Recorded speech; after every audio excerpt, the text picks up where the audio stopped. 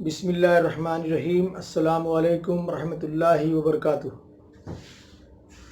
Lock down میں یہ نواں جمعہ ہے جو ہم لوگ اپنے اپنے گھروں میں ظہر کی نماز ادا کر رہے ہیں۔ اللہ تعالیٰ آسانی فرمائے اور کب تک یہ جمعہ ہم اس کا متبادل ظہر پڑھتے رہیں گے یہ اللہ ہی بہتر جانتا ہے۔ اب بالکل معاملہ نزدیک ہے، رمضان ایک طریقے سے رخصت ہونے کو ہیں۔ 28واں روزہ آج الحمدللہ ہم پورا کریں گے اللہ کے فضل و کرم سے۔ عید الفطر اور صدقہ فطر ان دونوں کا بالکل جوڑ ہے۔ اس کی وجہ یہ ہے کہ عید کی نماز سے قبل آپ کو صدقہ فطر ادا کرنا ہے۔ صدقہ فطر اللہ تعالیٰ نے اسے رکھا ہے کہ جو رمضان کے روزوں میں ہمارے سے غلطیاں، کوتاہیاں، کمیاں ہو گئیں اور ہوتی ہیں انسان ہونے کے ناطے، اللہ تعالیٰ اس کو اس سے برابر کر دیتا ہے۔ اور سماج کے وہ لوگ جن کے پاس عید کے دن بھی کھانے کو کچھ نہیں، ان کا ذریعہ بنتا ہے کہ وہ ان تک سامان پہنچے اور وہ بھی باقی لوگوں کے ساتھ عید کی خوشی میں شریک ہو سکیں۔ اللہ کے نبی صلی اللہ علیہ وسلم سے جو ثابت ہے، ایک سا یعنی یہ پیمانہ ہے مدینے کا اس وقت کا، جو آج کے حساب سے 2.5 کلو سے اوپر اس کا وزن بیٹھتا ہے۔ ہمیں یہ چاہیے کہ 2.5 کلو سے اوپر کا وزن، چاہے وہ اگر آپ 3 کلو تک کرتے ہیں تو بہت اچھی بات ہے۔ ایک فرد کے حساب سے وہ سامان دینا ہے، گھر میں جتنے بھی لوگ ہوں اس کے حساب سے اس کو آپ بڑھا لیجئے۔ جو پیدائش عید کی صبح بھی کسی کے یہاں ہوتی ہے، کوئی بچہ پیدا ہوتا ہے چاہے وہ لڑکا ہو یا لڑکی، عید والے دن بھی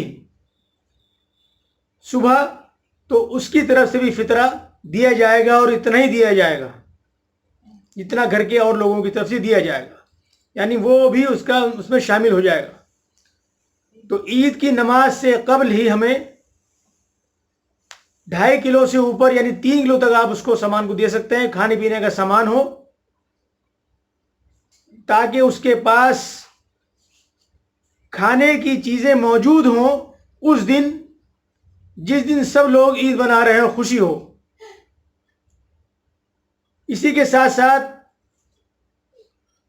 عید کی نماز جیسا کہ ہم سب جانتے ہیں کہ اس مرتبہ کوئی بھی باہر نہیں پڑھ پائے گا، نہ کسی جامع مسجد میں، نہ عیدگاہ میں، نہ کسی میدان میں، لہذا سب کو اپنے اپنے گھر میں نماز عید ادا کرنی ہے، چاہے وہ اکیلا شخص ہو یا 2 ہوں یا 4 ہوں۔ اس میں کوئی بھی پریشانی کی بات نہیں ہے، بہت آسان طریقہ ہے، جس طرح ہم اب تک پڑھتے آئے ہیں میدانوں میں، مسجدوں میں، عیدگاہوں میں، اسی طریقے سے نماز ادا کرنی ہے۔ اگر 2 لوگ ہیں تو برابر برابر کھڑے ہونا ہے، 3 یا 4 ہیں تو ایک مصلی پر ہوگا، امامت کرے گا اور باقی لوگ اس کے پیچھے ہو جائیں گے، اور گھر میں جو خواتین ہیں وہ بھی اس میں شریک ہوں گی، وہ ان کے پیچھے ہو جائیں گی۔ اگر گھر میں صرف میاں بیوی ہیں تو شوہر آگے کھڑا ہوگا اور خاتون وہ پیچھے کھڑی ہوں گی۔ اس طریقے سے آپ شروعات کریں گے اور اللہ اکبر کہہ کر ہاتھ باندھ لیں، ثنا پڑھی جائے گی۔ ثنا پڑھنے کے بعد 7 مرتبہ تکبیرات کہی جائیں گی، اللہ اکبر، یہ 7 مرتبہ کہنا ہے۔ تکبیر تحریمہ کے بعد آپ ہاتھ باندھ لیں گے اور اس کے بعد ثنا پڑھیں گے. ثنا پڑھنے کے بعد 7 مرتبہ آپ کو تکبیرات کہنی ہے. اللہ اکبر اللہ اکبر اللہ اکبر 7 مرتبہ کہنا ہے. اس کے بعد سورہ فاتحہ پڑھنی ہے اور اس کے بعد جو آپ کو سورت یاد ہے وہ پڑھ لیں, نہیں تو جو مسنون ہے وہ سورہ اعلیٰ ہے وہ آپ پڑھیے. اس کے بعد رکوع ہوگا, دونوں سجدے ہوں گے. سجدے سے جب کھڑے ہوں گے آپ دوسری رکعت کے لیے تو 5 مرتبہ تکبیرات کہی جائیں گی. اللہ اکبر اللہ اکبر اللہ اکبر اللہ اکبر اللہ اکبر 5 مرتبہ کہنا ہے. اور اس کے بعد سورہ فاتحہ اور جو سورت آپ کو یاد ہو یا سورہ غاشیہ پڑھنی ہے آپ کو. یہ پوری ہونے کے بعد اس طریقے سے دونوں ملا کے 12 تکبیرات ہو گئی. پہلے میں 7 اور دوسرے میں 5, یہ 12 تکبیرات ہوئی. اس کے بعد آپ رکوع کریں گے, 2 سجدے کریں گے, سلام پھیریں گے. یہ 2 رکعت ادا ہو گئی. یہ تمام چیزیں صحیح بخاری میں جہاں عیدین کا ذکر ہے, جہاں امام بخاری نے عیدین کا باب باندھا ہے, وہ ساری چیزیں اس کے اندر موجود ہیں. اسی طریقے سے کتب حدیث کی دوسری احادیث کتابیں ترمذی شریف, ابن ماجہ اور دیگر کتب میں یہ ساری چیزیں موجود ہیں کہ اگر آپ کو گھر میں نماز پڑھنی ہے تو کس طرح پڑھنی ہے. یہ یہاں نماز 2 رکعت مکمل ہو گئی. اس کے بعد جس طریقے سے میدانوں میں, عیدگاہوں میں, جامع مسجدوں میں ہم اب تک خطبہ سنتے آئے ہیں, اگر گھر کا کوئی فرد اس کی اہلیت رکھتا ہے کہ وہ خطبہ دے سکتا ہے تو اس کو خطبہ دینا چاہیے. چاہے وہ چند منٹ کا ہو, چند منٹ کھڑا ہو کے وہ وعظ و نصیحت کر دے, یہی خطبہ ہے. اس میں زیادہ لمبے چوڑے کی بات بھی نہیں ہے.